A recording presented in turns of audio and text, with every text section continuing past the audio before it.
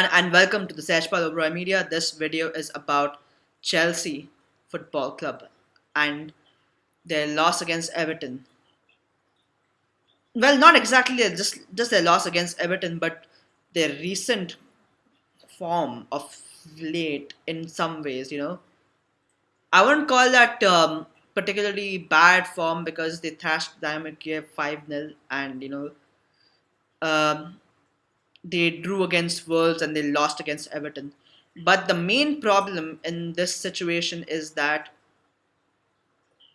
they are away from the top four. And Chelsea have dropped an opportunity. They just lost an opportunity to, make it inside the top four. And this goes down to the mentality of the players. This is just because of the mentality, nothing else. Because at the moment, Chelsea Football Club is a club which is in a bit of a crisis.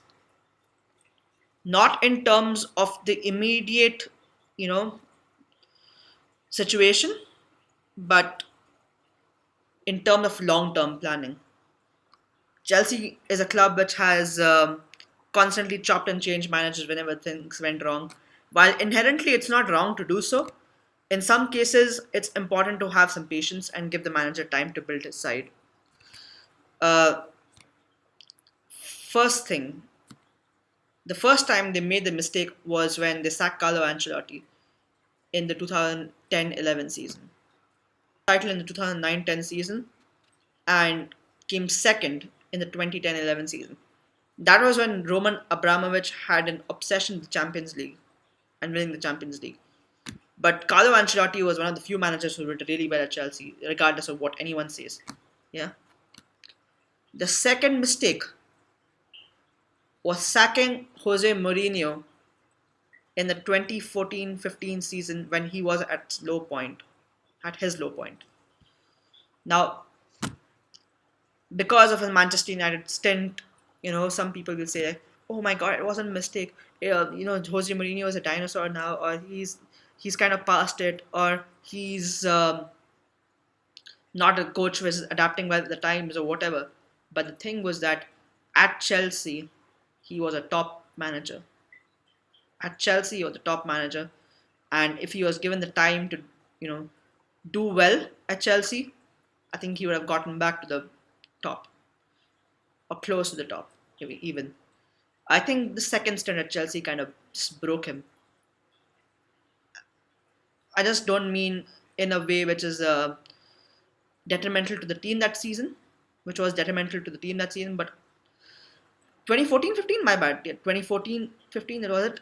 I said 2015-16, that is his season, okay. But it broke the Jose Mourinho in a way which is not just detrimental in the sense of, you know, the team performing badly, but also it broke him psychologically to a certain extent and made him believe less in his abilities. Now, the third mistake was sacking Antonio Conte last season. Yeah, there were things going wrong with the board and Antonio Conte, and he did not really help himself so much. Situation had gotten toxic, but still, like the way the board handled the situation, they had to blame as well. As much as Conte threw out the toys of his pram because of not getting the required transfer targets. Thing is, the board have a part to play in it as well. First of all, they should have listened to him. In my opinion, they should have really listened to him. Got at least 2 or 3 other transfer targets, if not all of them. Maybe he would have been satisfied. Then maybe he would have stayed. Maybe he would have been closer to the title instead of Liverpool being close to the title. All, you know, it's just life, and things happen at football clubs. Now, under Sari, there's an attractive style of play. When it works, it works. When it doesn't, it just goes to shit. Marina Granovskaya has to, take the blame for, appointing Sari because it was her choice to appoint Sari. While at the time it seemed like a good choice, things just haven't been working out as such. There is a there is a good run of form, then there's a huge dip, then another good run of form, again a huge dip, then a good run of form. It's like the cycle is repeating over and over again. And with the whole transfer ban situation, again, you know, it's a bit complicated. And what these players need is a manager who just believes in them, not necessarily someone who's like who needs to buy marquee signings in the transfer market, but just a manager who believes in them when you can make them perform at a higher level. But that effect also will last only for a short period of time, because that's how Chelsea have operated. So we are in a catch-22 situation at the moment. So yeah,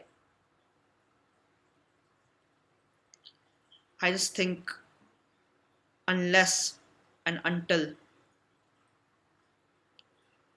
we find the right manager, I won't say right manager, but unless and until we find the right solution to the situation,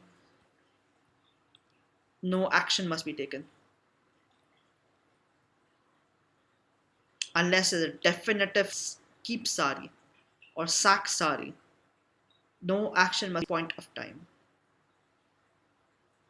Let's keep it going. Now it's international break, so couple of days just see how Sari is helping a team train and all that. But once that's not going well enough, I think the club will sack him, and we'll probably get a different manager. Maybe the same cycle repeat again. It's just a catch-22 situation. I just think Chelsea won't make it to the top four regardless, because Manchester United's form was very good, has been very good this season, and I mean, the season, the point where Ole Gunnar Solskjaer came in, so that's the point from where the season has been great for Manchester United. Arsenal have had their ups and downs, but they're still in the top four race. Spurs have been crumbling, but they're still hanging on. It's all anything could happen, but things could not even go our way as well. So it's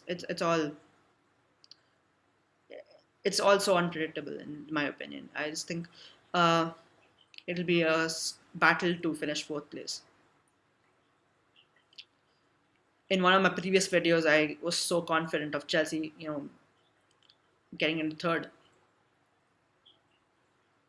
but they just squandered this opportunity to get into the top four, and it's a complete mess. I just don't want to sound reactionary, but right now they need to prioritize things which can give the club a boost, whether it's a short-term boost or a long-term boost, knows that. But they need a boost, that that booster to just get into the top four and maybe win the Europa League. So yeah, that's it from me. Thank you for watching this video.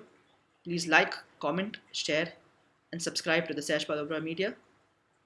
And yeah, goodbye.